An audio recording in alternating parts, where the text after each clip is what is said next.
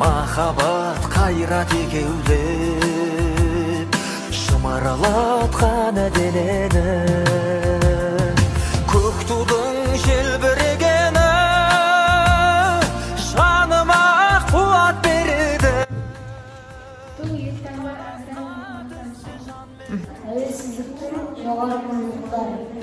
Ел намысы ту, әнұран бірлік пен бейбітшіліктің рәміздері. Рәміздері елінің бойтұмарлығының. Тәуелсіз Қазақстанның ең басты символы. Қазақстан елтаңбасы мен еңселі әнұран мен айбынды тумен тұғырлы.